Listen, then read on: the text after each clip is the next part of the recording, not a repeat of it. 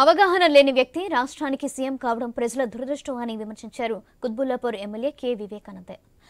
రాష్ట్రంలో అధికారం కోల్పోయిన తర్వాత వస్తున్న పార్లమెంట్ ఎన్నికల్లో ప్రజలు బీఆర్ఎస్ వైపు మొగ్గు చూపుతున్నారని తెలిపారు. ఈ 100 రోజుల్లో కాంగ్రెస్ పాలన ప్రజలు విసుగుపోయారంటున్న ఎమ్మెల్యే కేపీ వివేక్తో మా bureau chief Kumar Raju face to face. నేపథ్యంలో ప్రధాన పార్టీల మధ్య మాటల యుద్ధం కొనసాగుతుంది. సవాలు ప్రతి సవాలుతో జరుగుతున్నటువంటి నేపథ్యంలో బీఆర్ఎస్ పార్టీ మాజీ మంత్రి హరీష్ రావు ప్రభుత్వానికి సవాలు విసిరి, ముఖ్యమంత్రికి సవాలు విసిరి రాజీనామాకు సిద్ధపడినటువంటి పరిస్థితి. సో ఈ నేపథ్యంలో ఎన్నికలు ఏ రకంగా జరగబోతా ఉన్నాయి, మే 11 జరిగిన ఎన్నికల్లో బీఆర్ఎస్ పార్టీ తన ప్రాబల్యాన్ని ఎలా పెంచుకోబోతుందని చెప్పేసి మాట్లాడేందుకు ఆ పార్టీ శాసనసభ్యులు వివేకానంద ప్రస్తుతం అంతా ఉన్నారు. తెలంగాణ రాష్ట్రంలో జరుగుతున్నటువంటి పార్లమెంట్ ఎన్నికలు దేశం మొత్తం జరుగుతుంది, తెలంగాణలో ప్రత్యేక పరిస్థితులు జరుగుతుందని చెప్పేసి విశ్లేషకులు చెప్తున్న నేపథ్యంలో ఇటీవల కాలంలో ప్రచారంలో జరుగుతున్నటువంటి కామెంట్లు, సవాళ్ళు, ప్రతి సవాళ్ళు మీరు ఎలా చూస్తారు? ముఖ్యంగా హరీష్ రావు చేసినటువంటి సవాల్ని కాంగ్రెస్ పార్టీ చాలా సునాయాసంగా కొట్టి పారేస్తుంది. దీన్ని ఎట్లా చూస్తారు?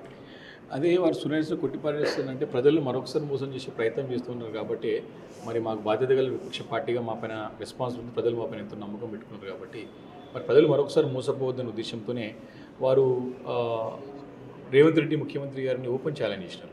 వారు ప్రజలు వారిని నమ్మతలేరు, విశ్వసిస్తలేరు కాబట్టి ఎందుకు నమ్మతలేరంటే వారు 100 రోజుల్లో అన్ని గ్యారెంటీలు నెరవేరుస్తాం, 2 లక్షల రుణమాఫీ చేస్తాం, మరి ఒడ్లకి మన ధాన్యాలను కూడా 500 రూపాయలు బోనస్ ఇచ్చుకుంటామని చెప్పి మాట నిలబెట్టుకోలేదు. కాబట్టి ఈ పార్లమెంట్ ఎన్నికల్లో సీట్లు కోల్పోతామని చెప్పేసి అర్థమైపోయి వారి సీటు కోల్పోతే వారికి పదవికే మరి ప్రమాదం ఏర్పడేటువంటి సందర్భం ఉంది కాబట్టి ప్రజలు నమ్మించే ప్రయత్నంలో భాగంగా దేవుళ్ళపైన ఒట్టు చేస్తాం. అది కూడా అది clearly violation of election code of conduct. అంత స్పష్టంగా, అంత క్లియర్గా ప్రజల మోసం చేసే ప్రయత్నం చేసినప్పుడు తప్పకుండా మా సీనియర్ శాసనసభ్యుడు అపారమైనటువంటి అనుభవం ఉంది వారికి, హరీష్ రావు గారికి, వారికి మంచి పనిమంతుడు. డైరెక్ట్ అడిగిన ప్రశ్నించారు. ఊకే నువ్వు దేవుళ్ళ మీద ఒట్టిదిని చెప్పడం కాదు, ప్రజలు మోసం చేసే ప్రయత్నం చేయకు. నిజంగా చిత్తశుద్ధి ఉంటే నేను చేయకపోతే రాజీనామా చేస్తానని చెప్పన్నాడు. దాన్ని మరి రాజకీయంగా మలుపు తిప్పే ప్రయత్నం మరి ముఖ్యమంత్రి గారు చేసినారు. నిజంగా ప్రజలకి వారు ఇచ్చిన హామీలే, వారు పెట్టిన డెడ్లైనే, వారిని ప్రశ్నిస్తే మీరు రాజీనామా చేస్తాను, మీరు రాజీనామా పత్రం పట్టుకోవాలని చెప్తాడు. దాన్ని కూడా ఓపెన్ హార్ట్ స్వీకరించి మా నాయకుడు హరీష్ రావు గారు చాలా స్పష్టంగా చెప్పారు. మాకు ప్రజలకు మేలు జరుగుతుందంటే మా పదవి పెద్ద సమస్య కాదు, పదవులతో ఇప్పుడు పార్లమెంట్ పెట్టిన నాయకులకు కాదని చెప్పేసి చాలా క్లియర్గా హరీష్ రావు గారు వారి యొక్క రాజీనామా పత్రం తీసుకుని ఓపెన్ ఛాలెంజ్ చేసి నేను అమరుల స్తూపం దగ్గర పోయి అక్కడ రాజీనామా పత్రాన్ని మరి ఓపెన్ మీడియా సమక్షంలో వారికి అందజేయడం జరిగింది. రీజన్స్ చెప్పుకుంటూ ఎప్పుడంటే క్షణంగా ఇస్తే ప్రజలు ఓపెన్ ఛాలెంజ్ చేశారు. అదే కాబట్టి ఇంత స్పష్టంగా మేము ముందుకు వస్తామంటే దాన్ని కొట్టివేసే ప్రయత్నం ఎంతసేపు కూడా మేము చేయకపోతే ఎవరు చేస్తలేరు కాబట్టి కదా ఈరోజు ప్రజల తరపున ప్రజలు అడుగుతున్న దాన్నే మేము అడుగుతా ఉన్నాం కదా.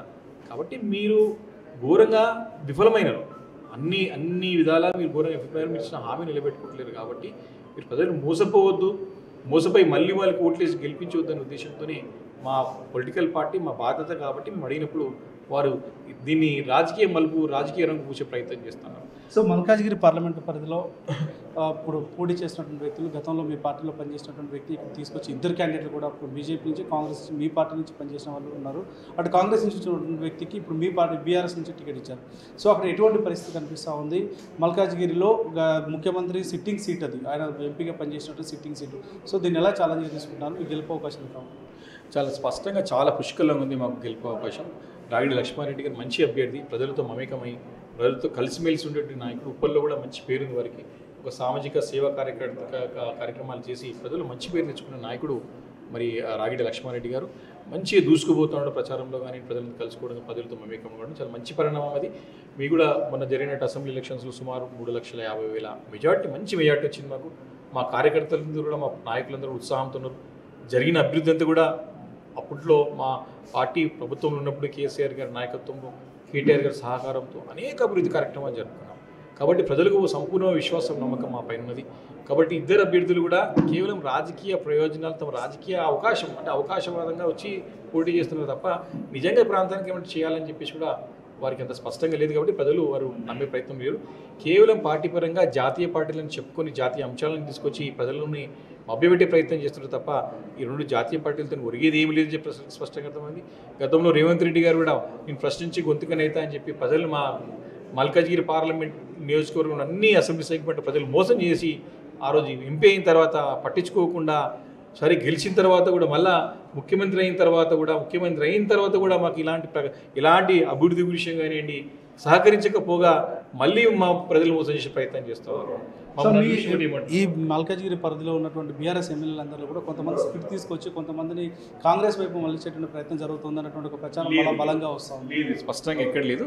సహజంగా మామూలుగా ప్రభుత్వాలు మారినప్పుడు కొంత కింది స్థాయి క్యాడర్ కొంత అక్కడక్కడ చింద్రమురుగా డిస్టర్బ్ అవుతూ ఉంటుంది తప్ప మెయిన్ నాయకులు కన్ఫ్యూజన్ చేయరు, కానీ కార్యకర్తలు ప్రజలు స్పష్టత ఉన్నారు, క్లారిటీతో ఉన్నారు.